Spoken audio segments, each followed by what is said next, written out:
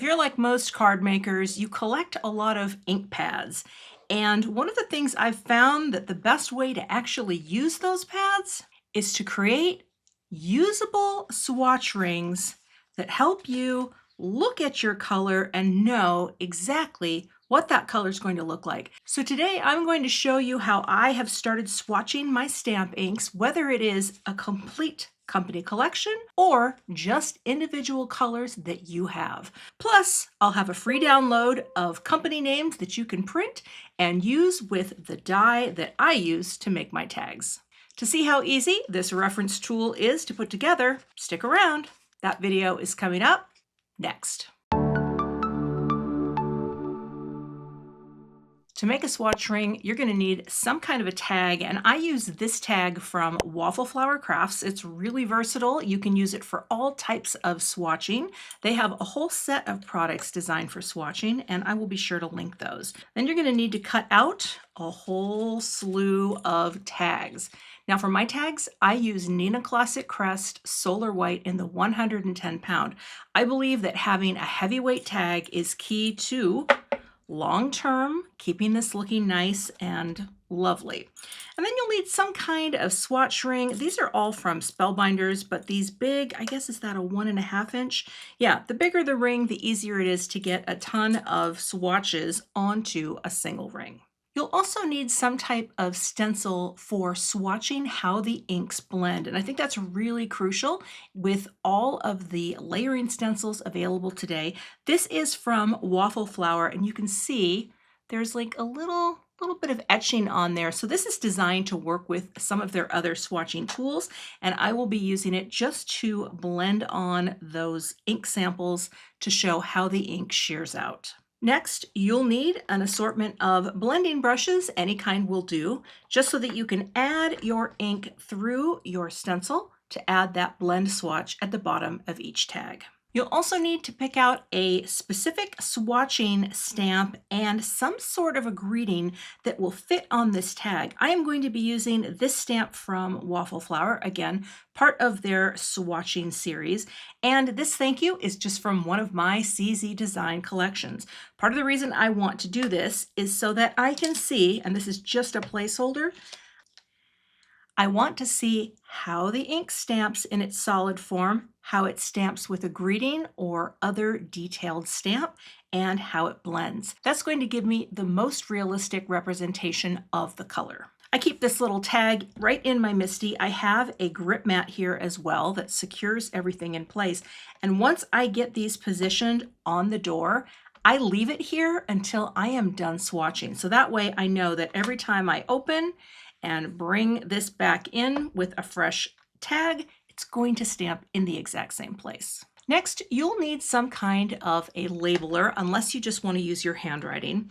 I like to use my little Brother P-Touch to add little printed labels. I just think those are easier to read and they hold up over time. Speaking of labeling, on the backs, I do put the company and the color. Now, in this case, this is not the color, this is the collection color, but you could have company name and color because that way it's just easier if you start pulling a bunch of tags out, you know where to put them back.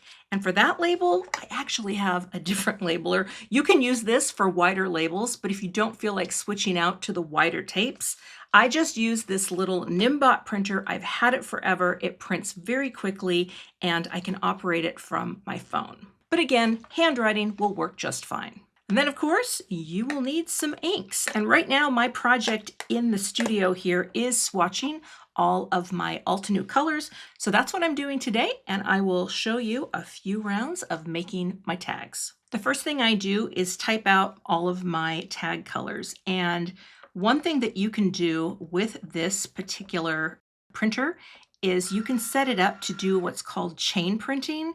And that means instead of printing one at a time, when it says feed OK, you just click escape. You can backtrack, delete, and type out your name again for the next one.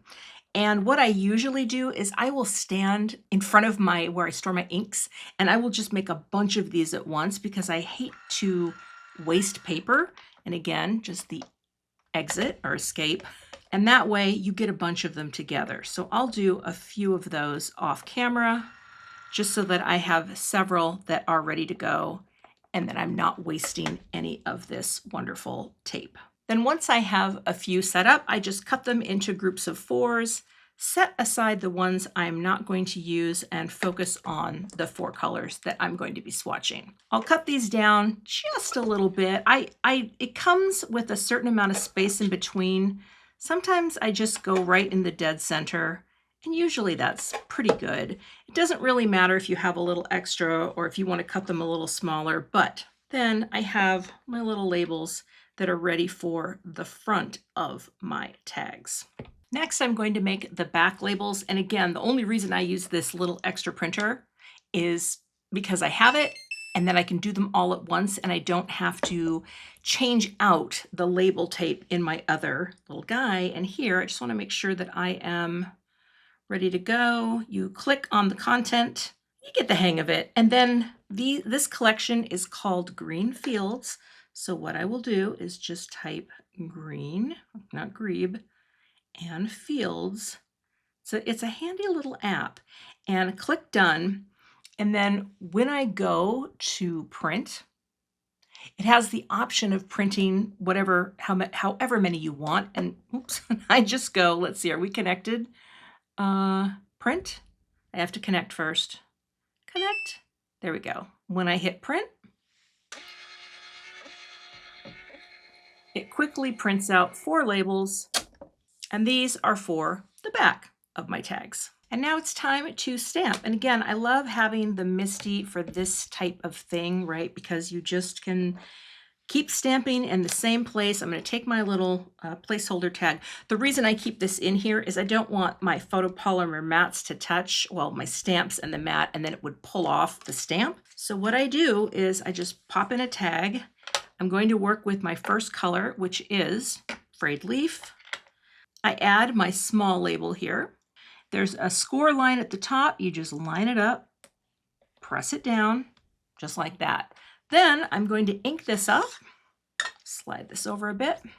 There we go. And we will ink up the stamp with this first color. And again, what I have on back here, this is when I was labeling the backs, and I do have to give a shout out to my friend Amy from Prairie Paper and Ink, because she is the one who told me, dude, you should label the backs of your Altenew so that you can know what goes with what. So here I'm just going to get my first pass down. This stamp is incredibly stained because I have been using it for the last week and a half. Okay, I need to have an extra coat on there. So again, we're going to come in here.